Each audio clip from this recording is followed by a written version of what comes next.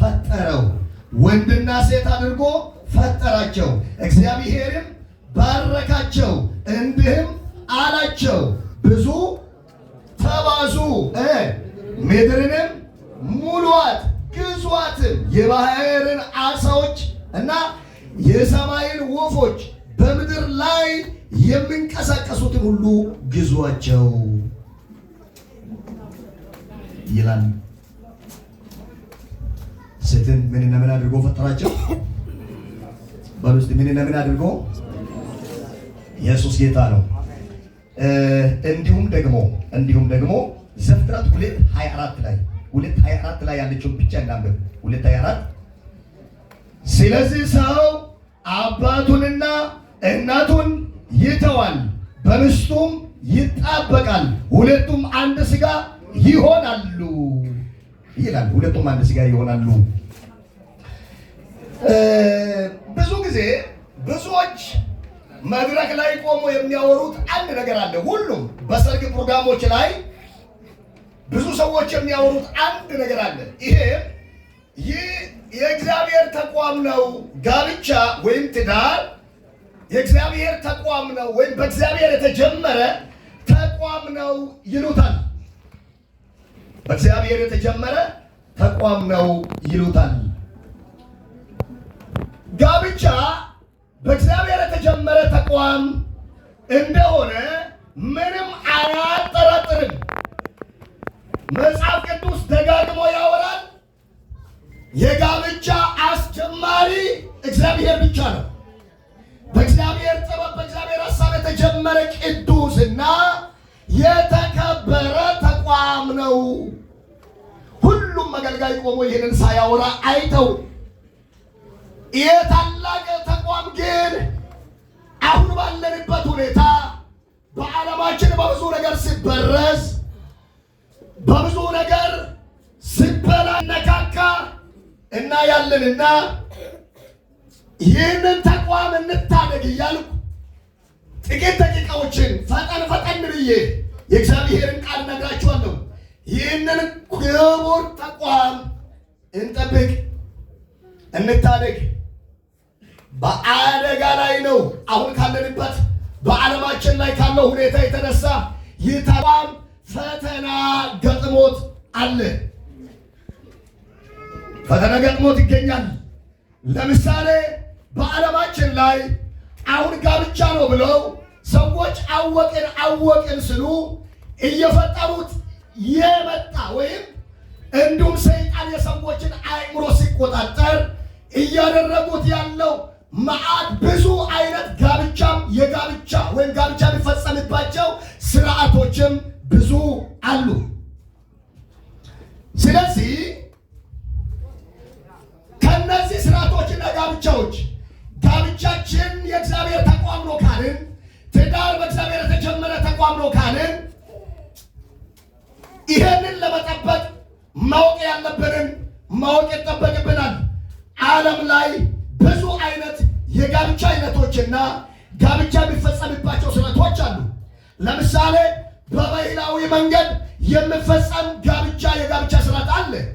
ሁለተኛ በህጋዊ ተቋም ወይም በሙኒሲፓሊቲ በመዛገጃ የሚፈጸም ጋብቻ አይነት አለ። እንዲሁም ደግሞ በሃይማኖት ስርዓት ሁሉም በሚያምነው በሃይማኖት ስርዓት ውስጥ የሚፈጽመው ጋብቻ አይነት አለ። እንዲሁም ደግሞ ድርብ ጋብቻ ብዙ ማግባት የሚቻልባቸው የጋብቻ አይነቶች አሉ። ማይ ከዛ ተቀንሶ ይሁን ከዚህ ድንጋይ እየደከመ ይሁን አላውቅም፣ ይደክምብኛል። ጨምሩ። ማይክ በተቀነሰ ቁጥር ሰባኪው አፍ ውስጥ ነው የሚያስገባው። አፍ ውስጥ ገባ ማለት ትንፋሽና ምራቅ ይገባል። ማይኩ ቶሎ ይበላሻል፣ አይጠቅምም። ዝቅ አድርገን እንድንይዘው ወዳጄ ተባረክ።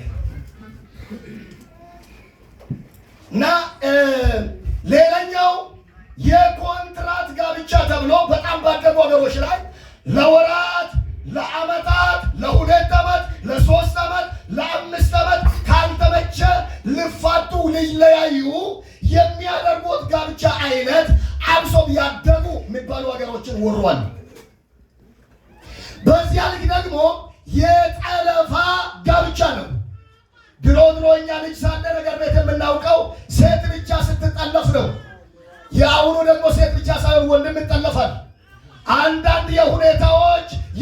ነገሮች የኢኮኖሚ የሆነ ነገር በማስተጀርባ ይያዛል።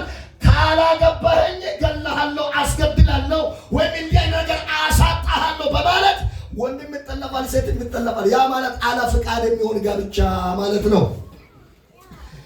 ይህ ብቻ አይደለም የውርስ ጋብቻ የሚባል። ይህ ብቻ አይደለም መፍታት፣ ማግባት፣ መፍታት፣ ማግባት አይነት ነገሮች ህጋዊ መብት እያገኘ ያለበት ሁኔታ አለ። ህጋዊ መብት እያገኘ ያለበት አስከፊነቱ ህጋዊ መብት ማግኘቱ ነው። ዲሞክራሲ ነው የሚለውን ነገር ማግኘቱ ነው። ሌላ ድብልቅ ጋብቻ የሚባል ነው የሚባለው በፍጹም በሃይማኖት የማይገናኙ እግዚአብሔርን የሚያምን ሊሆን ይችላል አንዱ፣ ሌላኛው የማያምን ፈጽሞ የእግዚአብሔር መኖር የማያምን በጌታ የማያምን ብቻ መልኳ ቆንጆ ይሁን ወይ መልኩ ቆንጆ ይሁን ወይ ሀብታም ይኑሩ እንጂ የትኛውንም ነገር ሊያመልክ ይችላል፣ ባሌ ሊሆነኝ ይችላል የሚባል ድብልቅ ጋብቻ በመጽሐፍ ቅዱስ ውስጥ የተወገዘ ጋብቻ ነው። የተከለከለ ጋብቻ ነው። ሰውን የፈጠረው እግዚአብሔር እስከሆነ ድረስ እግዚአብሔር ጋብቻ መስራች ከሆነ ጋብቻ የተከበረ የእግዚአብሔር ተቋም እስከሆነ ድረስ ሰው ሁኔታ አይቶ ከጊዜያዊ ችግር ለማምለጥ ወይ ውበት አይቶ ወይ ገንዘብ አይቶ በአምላክ የማያምንን ሰው ማግባት ከባድ እንደሆነ ካለፉት ከመጽሐፍ ቅዱስ ታሪኮች ማየት እንችላለን። ሰምሶን የሚባል እግዚአብሔር ለታላቅ ክብር ያስነሳ ሰው ደሊላ የምትባለውን ፍልስጤማዊ ሴት ባገባ ጊዜ መጨረሻው ዓይን ተጎልጉሎ ከእግዚአብሔር ሐሳብ መውደቅ እንደሆነ መጽሐፍ ቅዱስ መሳፍንት 14 ላይ ያሳያል። ሁለተኛ እንዲሁም የንጉሥ ሰሎሞን ታሪክ ብዙ ሺህ ወይም ብዙ ሴቶችን ከአሕዛብ እንዳገባቸውና ያ የእግዚአብሔርን ቤተ መቅደስ የገነባ ሰሎሞን በሴቶች በኩል ከመጣው ከሃይማኖት ውድቀት የተነሳ መጨረሻ ላይ አምላኩን ክዶ ጣዖትን አምልኮ እንደሞተ ያሳያል። ብዙዎች ዛሬም የድሮ ጸሎት እያጣን መጥተናል። ብዙዎች ዛሬም የድሮ አምልኮ እየመረረን መጥተዋል። ብዙዎቻችን ዛሬም የድሮ ጸሎታችን ከውስጣችን እየወጣ መጥተዋል። ይህንን ተቋም ልንታደግ ይገባናል። ድብልቅ ጋብቻ ለዚህ አዲስ ኪዳን ላይ መጽሐፍ ቅዱስ ደግሞ ሲናገር ከማያምን ጋር በማይመች አካሄድ አትጠመዱ ይልና ጻድቅ ጽድቅ ከአመፅ ጋር ምን ተካፋይነት አለው? ብርሃን ከጨለማ ጋር ምን ህብረት አለው ይላል። ያ ባጭር ቃል የማያምን ከሚያምን ጋር ትዳር ሊመሰረት አይፈቀድም። አምላክን የሚያምንና አምላክን የማያምን በእግዚአብሔር የሚያምንና በእግዚአብሔር ላይ የማያምን በጋብቻ እንዲጣመሩ መጽሐፍ ቅዱስ አይፈቅድም። እንታደግ። ሌላኛው በዓለም ላይ አሁን ላይ ካሉ ጋብቻዎች መካከል ሌላኛው ግብረ ሰዶማዊነት የሚባል ጋብቻ ነው። ለምን ይሄን ሁሉ ታወራልናለህ ካላችሁ ዓለም አንድ መንደር ሆናለች። በቴክኖሎጂ ምክንያት፣ በኔትወርክ ምክንያት ልጆቻችሁ እናንተም በእጃችሁ ባለው ስልክ ዓለም ላይ ያለውን ጉድ ሁሉ ታዩታላችሁ። አንድ መጥፎ ነገር ለመጀመሪያ ጊዜ ስታዩ ያስጠላችኋል። በጌታ በኢየሱስ ብላችሁ ትቃወማላችሁ። ደጋግማችሁ ስታዩ ግን ሰውነታችሁ፣ አይናችሁ እየለመደ ይሄዳል። እየተላመዳችሁ ትሄዳላችሁ። ምን ማይ ባለፈው ማይቻለው ትላለህ፣ ደግመታ ያለ ከዛ ኖርማል ታረጋለህ። ከዛ በኋላ እንዲህ ነገር ተደረገ ሲባል መደንገጡ ትቷል። በጌታ በኢየሱስ ማለት ታቆማለህ። ከዚያ በኋላ አንተ ወደክ ማለት ነው። ያ እንዳይሆን ግብረ ሰዶማዊነት ማለት ወንድ ከወንድ ጋር ጋብቻ መፈጸም፣ ሴት ከሴት ጋር ጋብቻ መፈጸም ማለት ነው። ይሄ አይነት ነገር ሀያላን ሀብታም የሚባሉ ሀገሮች ድሮ በፈቃደኝነት ይጠይቁ ነበር። አሁን እርዳታ እያቆሙ ሆስፒታሎችን እየዘጉ ግብረ ሰዶማዊነትን ማትፈቅዱ ከሆነ አንቀበልም እያሉ በጣም ከባድ ተጽዕኖ በማምጣት በዓለማችን ላይ እግዚአብሔር ያከበረውን ጋብቻ ሲያበላሹ፣ ሲበርዙ ከእግዚአብሔር ተቋምነት ወደ ሌላ ሲያዞሩ እናያለን። ስለዚህ ይህንን ተቋም ልንታደግ ይገባናል። በነገራችን ላይ አንዳንድ ቦታ ይቻለሁ ትምህርት ቤቶች ላይ በትልልቅ ተቋማት ላይ እዚህ ሀገር ላይም ባንዲራቸው በስዕል መልክ ተስሎ አይቻለሁ። ትምህርት ቤቶች ላይ በተለይ ግብረ ሰዶማውያን ባንዲራቸው በእያንዳንዱ ተቋም ላይ ተስሎ አይቻለሁ። ያ ማለት ልጆቻችሁ የሚማሩበት ማለት ነው። ምን ሊሆን እንደሚችል አስቡ። ቢያንስ ልንጸልይ ይገባናል። እንደ አማኞች እንደ ክርስቲያን ያ አይነት ጋብቻ ደግሞ የእግዚአብሔርን አሰራርና የሚቃወም አካሄድ ነው። ሮሜ ምዕራፍ 1:30 ላይ ለማይረባ አእምሮ አሳልፎ ሰጣቸው ብሎ መጽሐፍ ቅዱስ የሚናገረው ማለት ነው። ለማይረባ አእምሮ አልፎ የተሰጡ ሰዎች የሚያደርጉት ነገር ነው። ነገያቸው ጥፋት ነው፣ ውድቀት ነው። ከዚህ ልንጠነቀቅ ይገባናል። ጋብቻችንን ልንጠብቅ ይገባናል። ከዚህ ያለፈ አለ ጾታ የመቀየር ጋብቻ። እኔው ሴት መሆን ደበረኝ፣ እስቲ ወንድ ልሁን፣ በቃ እሺ አንተ በቃ መብቴ ነው፣ አንተ ደግሞ ሴት ሁንልኝ የሚባሉ ይሄና በቀዶ ጥገና ዘዴ ሴትነትን ወደ ወንድ እግዚአብሔርን አሰራር የሚቃወም እንዲህ አይነት ጋብቻዎች በዓለም ላይ እየሆኑ አሉ። ማየት ትችላላችሁ። ይሄ ማለት ደግሞ ዘር ለማጥፋት የሰውን ዘር ከዓለም ላይ ለማጥፋት ሰይጣን የሚጠቀመው ዘዴ ነው። ወንድ ከወንድ ጋር ተጋብቶ እንዴት ዘር ይወጣል? ሴት ከሴት ጋር ተጋብቶ ምን ዘር ይወጣል? ዓለም ላይ የሰውን ዘር ለማጥፋት ሰይጣን የሚጠቀም ዘዴ ነው። ይሄንን የተከበረ ጋብቻ አድርገው በመድረክ ያጋባሉ። ልንጮ ይገባናል። በጋብቻ ልንታደግ ይገባናል። ከእንዲህ አይነት ክፉታችንን ልንታደግ ልንሰራ ይገባናል። ሌላው እነሱን ተዋቸው። ዛሬ ጥቂት የምናገረው ስለ ክርስቲያናዊ መጽሐፍ ቅዱሳዊ ስለሆነ ጋብቻ ላውራና ላብቀው። ወዳጆቼ ክርስቲያናዊ ጋብቻ አምላካዊ ተቋም ነው። ይህ አምላካዊ ተቋም ልንታደገው ልንጠብቃት የሚገባ ተቋም ነው። የምንጠብቀው የምንታደገው ደግሞ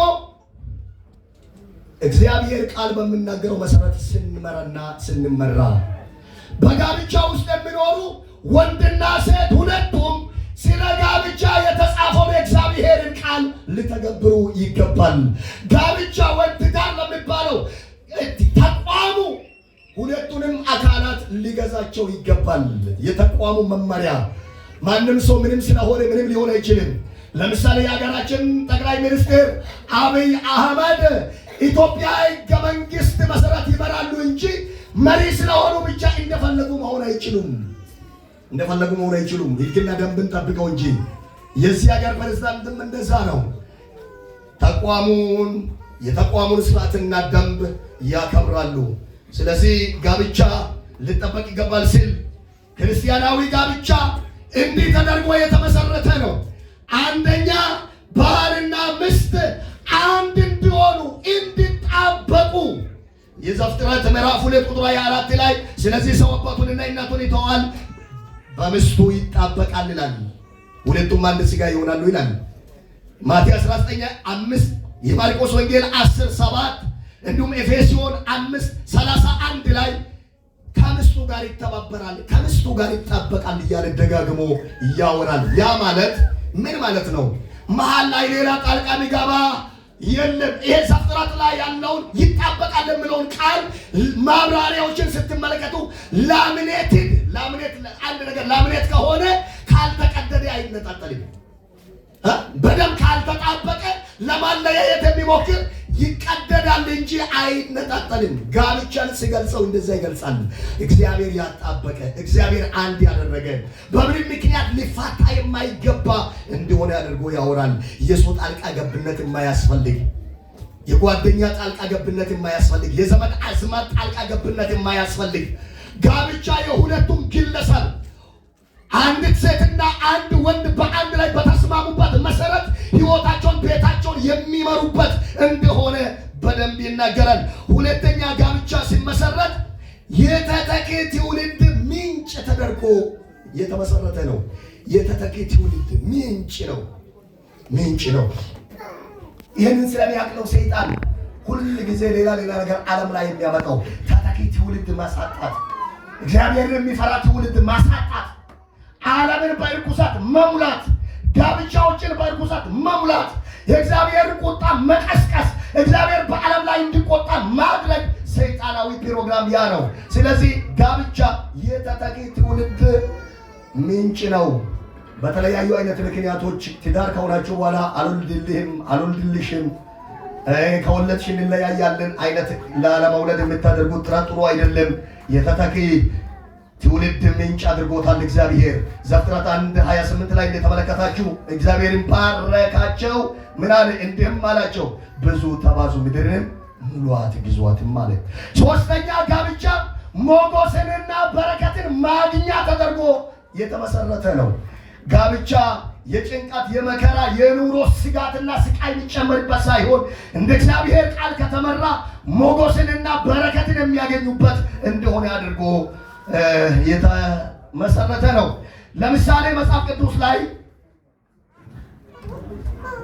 ምሳሌ 18:22 ላይ ሚስትን ያገኘ በረከትን ያገኘ ከእግዚአብሔርም ሞገስን ይቀበላል ይላል። አይታችኋል። ሚስትን ያገኘ በረከትን ያገኘ ከእግዚአብሔርም ሞገስን ይቀበላል ይላል። ወዳጆቼ ሃሌሉያ፣ ክብር ለኢየሱስ ይሁን። ሰላም ናችሁ? አሜን አሜን። ሚስትን ማግባት አለበለዚያም ጋብቻ የበረከት ምንጭ እንጂ የስጋት ምንጭ አይደለም። ሞገስ ማግኛ እንጂ መዋረጃ አይደለም። ብዙ ሰዎች ይህ ስለማይገባቸው ጋብቻ ለመመሰረት እጅግ ይፈራሉ። በምን ለማስተዳደር በምን ለመኖር ይላሉ። የዛሬ 16 ዓመት አካባቢ ነው እኔ ያገባሁት። በትንሽ ጊዜ የቤተክርስቲያን መጋቢ ስለነበርኩ መጋቢ ቶሎ ማግባት አለበት ተብሎ እኔ በ20 ምናምን ዓመቴ ነው ያገባሁትና ለማግባት ስነሳ የሚያውቁኝ ጓደኞቼ ሳቁብኝ። ምን ልትሆን ነው? ምን ለማድረግ ነው? በምን ለማስተዳደር ነው? እውነታቸው ነው። ያኔ በአካውንት 1200 ብር ነበር። የወር ደሞዝ 250 ብር ነበር። 250 ብር ነበር እና በጣም ነው የሳቁብኝ። ያ 2002 ላይ ማለት ነው። 2002 ላይ አይታችኋል። ጋብቻ የበረከት ምንጭ ነው። አይታችኋል። ሞገስ ማግኛ ነው። ንገርማችሁ በዚያን ጊዜ ከ20 መኪና በላይ አጅቦ ነው ያገባሁት። ቀኑ ሲደርስ አላውቅም። ቀኑ ሲደርስ ግን ሙሉ ወጪ የተሸፈነ ነበር። እግዚአብሔር ጋብቻን ሲሰጥ የበረከት ምንጭ አድርጎ ነው ይሰጣል። አሜን አሜን አሜን። አንዳንዶች እንዲህ ልትሉ ትችላላችሁ። አሁን እዚህ ሳውዝ አፍሪካ የሰርግ ፕሮግራም ጥሩ ስለሆነ በሰርግ እንኖራለን ብላችሁ ሊሆን ይችላል። አይደለም። የሰርግ ስርዓቱ እንኳን ባይኖር እግዚአብሔር ያገቡትን ጥሏቸው አያውቅም። ባለትዳሮችን እንዲያገቡ አድርጎ አሳፍሯቸው አያውቅም። ስለዚህ ወጣቶች ለማግባት ዕድሜ የደረሳችሁ አትስጉ፣ አትፍሩ። ጸልያችሁ ማንን እንደምታገቡ ይወቁ። የእግዚአብሔር ፈቃድ እንደሆነ አጣሩ። ከዚያ በኋላ ለማግባት አትፍሩ። ጋብቻን እግዚአብሔር ሲመሰርት የበረከትና የሞገስ ማግኛ ምንጭ አድርጎ ፈጥሮታል። አሜን። እዚህ ካላችሁ አሜን በሉ። አዎ እያሰባችሁ አሜን በሉ። ችግር የለም። አራተኛ ይሄ ብቻ አይደለም። በሕይወታችን ዘመን ወሲባዊ እርካታና ደስታ ማግኛ አድርጎ እግዚአብሔር መስርቶታል። መደሰቻ አድርጎ መስርቶታል። መጽሐፍ ቅዱስ ዘፍጥረት 2:25 ላይ አዳምና ሚስቱ ሁለቱም ራቁታቸውን ነበሩ፣ አይተፋፈሩም ነበር። ራቁታቸውን ነበሩ፣ አይተፋፈሩም፣ አይሸማቀቁም። እሱ እሷን አይቶ አያፍርም ነበር፣ እሷም እሱን አይታ አታፍርም ነበር። ራቁታቸውን ኢንጆይ ይሉ ነበር። ኃጢአት ባልነበረ ጊዜ ወዳጆቼ መክብብ 9:9 ላይ በሕይወት አንተም ከፀሐይ በታች በምትደክምበት ድካም ይህ እድል ፋንታይ ነውና ይልና ከንቱ በሆነ በሕይወት ዘመን ሁሉ ከፀሐይ በታች በሰጠ በከንቱ ዘመን እዚህ ዓለም ላይ ያለው ዘመን ከንቱ ነው፣ አላፊ ነው። በዚህ አላፊና ጣፊ በሆነ በዚህ ዘመን ላይ እግዚአብሔር አንድ ነገር ፋንታ አድርጎ እድል ፋንታ አድርጎ ሰጥቷለሁ እያለ ያለው ምን ይላል? በከንቱ ዘመኔ ሁሉ ከምትወዳት ሚስት ጋር ደስ ይበል። ከምትወዳት ሚስት ጋር ደስ ይበል። እሺ እንትን ልላቸው ነበር። እስቲ ሚስታችሁን አጠገባችሁ ይዛችሁ ተቀመጣችሁ። ሚስታችሁ ሽልማት አለ ዛሬ። ሚስታችሁን አጠገባችሁ ይዛችሁ ተቀመጣችሁ። ጎበዝ ቁንሴ አንደኛ። ወዳጄ ተባረክ። ተምዬ ጀግና። እዚህም አዲስ አግቢ አለ። እናንተ እንኳን እንደ ጭራሽ እንዴት ለያያላችሁ ሲጀምር ኢየሱስ ጌታ ነው። ሁላችሁ ሁሉም ለብቻ ነው የተቀመጠው። የመጣንበት ባክግራውንድ አስቸጋሪ ነው። ባልና ሚስት ለቅሶ ቤት ሲሄዱ እሷ ከኋላ ትመጣለች፣ እሱ ከዘራ ይዞ ፊት ለፊት አልፎ ይሆናል። እሷ ታዋቶ ይሆን አይታችኋል። ያ ባይ እዚህ መለቀቀ ሊውና ላይ ወፈተቆይ ኤበጥሩ ምንደሞ ገለቾ መጥና አፉርን ቱሲሶ ኮለብሳ አመንታ ሁሉ ለንቆም በጣም ዝምብና ነው። ዝምብና የተከተለ የማይሆን በሁሉ ከኛ ላይ ይውደቅ። አሜን። የማይጠቅመን የማይረባ አይታችኋል።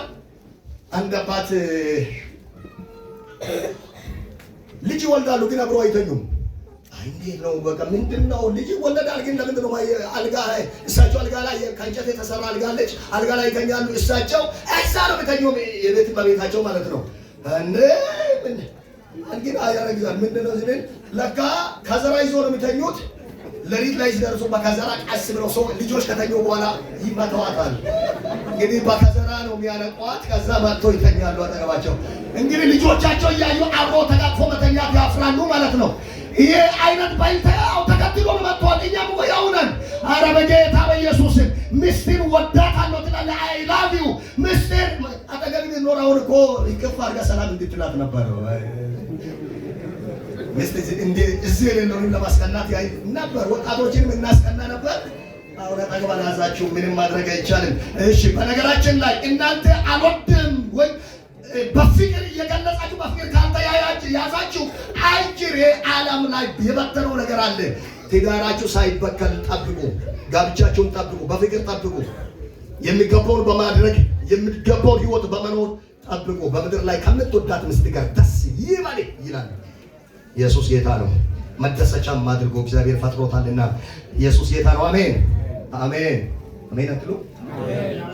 ምን ፈልጋችሁ ነው?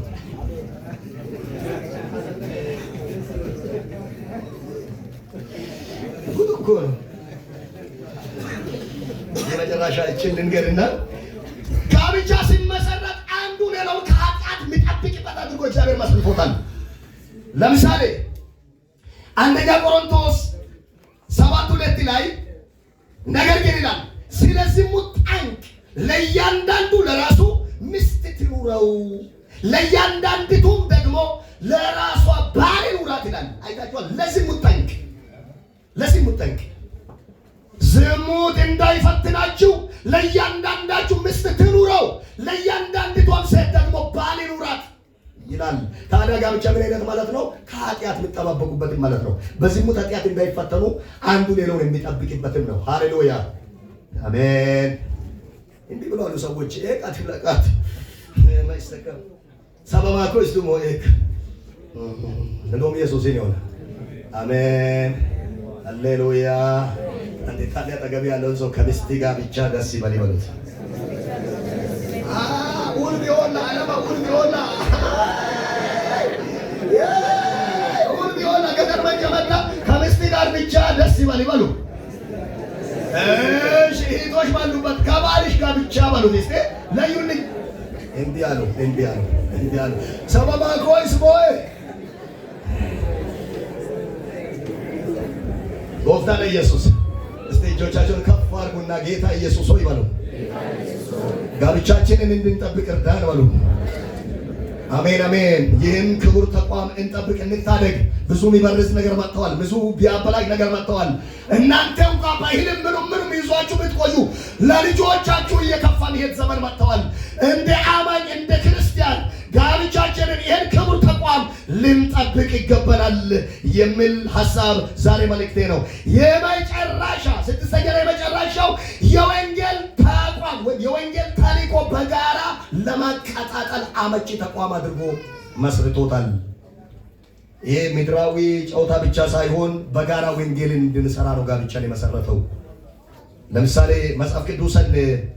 በመጽሐፍ ቅዱስ ሮሜ 16:3 ላይ በክርስቶስ ኢየሱስ አብረውኝ ለታሰሩ ለጵርስቅላና ለአቂላ ሰላምታ አቅርቡልኝ። አይታችኋል? ጵርስቅላና አቂላ አብረውኝ የሚሰሩ ለጳውሎስ ነው። ባልና ሚስት ናቸው። የነ ጳውሎስን መንገድ ያቀኑ ናቸው። ባልና ሚስት ናቸው። የወንጌል አስተማሪዎች ናቸው። ባልና ሚስት ናቸው። በሚገርም ሁኔታ ቤታቸው የአገልግሎት ቤት ነው። ቤታቸው ላይ ቤተ ክርስቲያን ነበረች። አንደኛ ቆሮንቶስ 16:19 ላይ የእስያ አብያተ ክርስቲያናት ሰላምታ ያቀርቡላችኋል። አቂላና ጵርስቅላ በቤታቸው ካለች ቤተ ክርስቲያን ጋር በጌታ እጅግ ሰላምታ ያቀርቡላችኋል ይላል ጳውሎስ። አይታችኋል። ፕሪንስቅልና አቅላና ባልና ሚስት ናቸው። በቤታቸው ውስጥ ምን አለ? ቤተ ክርስቲያን አለ። እነሱ ደግሞ ሰላምታ በልቶ ለመኖር ብቻ ሳይሆን እንደዚህ እንትን ብሎ ለመሄድ ብቻ ሳይሆን ሲያጋባችሁ ጋብቻ ሲሰጣችሁ ወንጌል ትሰሩ ዘንድ ነው፣ ትሰብኩ ዘንድ ነው፣ ታገለግሉ ዘንድ ነው። አንድ ጊዜ ኢያሱ እንዲህ ብሏል 24:14 ላይ ኢያሱ እኔና ቤቴ ግን እግዚአብሔርን እናመልካለን ብለዋል። ወዳጆቼ ጨርሻለሁ። ወዳጆቼ የብዙዎቻችን ቤት መንፈሳዊ እሳት የጠፋ ነው። አምልኮ የሚባል ነገር የለም። ጸሎት የሚባል ነገር አናውቅም። ቅድም ነቢይ ፕሮግራም ሲጀምር አንድ ነገር ብለዋል። ዋሉም ጎብ ሰውዶና ከየብሱ ቆዋ አብሳ መልካ ሁላር ማመሪ ማጨሱ ማሬ አረደዩ አልመራዋ ዋዳላኡ ያው ሰርጋዮ ፕሮግራም ለቅሶ የኔ ፕሮግራም ለቅሶ ዋሰገረሶ ቢአነ ሳይባላ ኤደከበዩ ወለ ከበዋላ የነከይም ማርካቻ ማረገራ ተመረው ያው ሰርግ ቦታ ብቻ ቤትም ሲል እንደዛ ነው። እንደምንም ሆኖ አልጋ ላይ እንጂ ወደ ጸሎት አይደለም። እባካችሁ ባለትዳሮች፣ አብሶም ባለትዳሮች ልጆቻችሁ ይባረኩ። ትልቅ ነገር ከፊታችሁ ቢጠብቀው ስትጸልዩ ነው። ቤታችሁ ላይ የአምልኮን እሳት አቀጣጥሉ። ህይወታችሁ አይጥፋ። እናንተ እዚህ አማኝ የሆናችሁ ከጠፋችሁማ ዓለም ተስፋ የላትም። ቤተ ክርስቲያን የክርስቶስ ወኪል ናት። እኛ ሁኔታዎችን አመቻችተን ለራሳችን ግላዊ ምድራዊ ኑሮ አመቻችተን መንፈሳዊ እሳት ከቤታችን ካጠፋን የወንጌል ችቦ ካጠፋብን ዓለም ተስፋ የላትም። እግዚአብሔር በቤተ ክርስቲያን ሆኖ ነው ዓለምን የሚያድነው። ስለዚህ ባለትዳሮች የተጋባችሁ ወንድሜ ድጌ ይሄ መቅዲ አጃቢዎች እግዚአብሔር ይባርካችሁ። የወንጌልንም ችቦ አቀጣጥሉ። ኢየሱስ የሚባለውን ነገር አቀጣጥሉ። ሁሉም መላፊ ነው፣ ሁሉም ጠፊ ነው። ይሄ የምንናገረው ህይወታችንን ነገራችንን ይዞ ለዘላለም ይኖራል። ቃሉን እግዚአብሔር ይባርክልን። አሜን አሜን። ተባረኩልን። በጣም አመሰግናለሁ። ማዝሙር ብረቱ ሲባል አንዱ እሺ ነገ አለ ያለ የአባታችን ጸሎት በዜማ ብለዋል። ጎፍታና ይሄ ኢየሱስ እስቲ አጭር ጸሎት እንጸልያለን። ፓስተር ገላይ ወደዚህ መጥቶ ስለ ቃሉ እግዚአብሔርን ያመስግንልንና ቀጣይ ፕሮግራም ቶሎ እንጨርሳለን። ፓስተር ና አስጠልልን። ሃሌሉያ።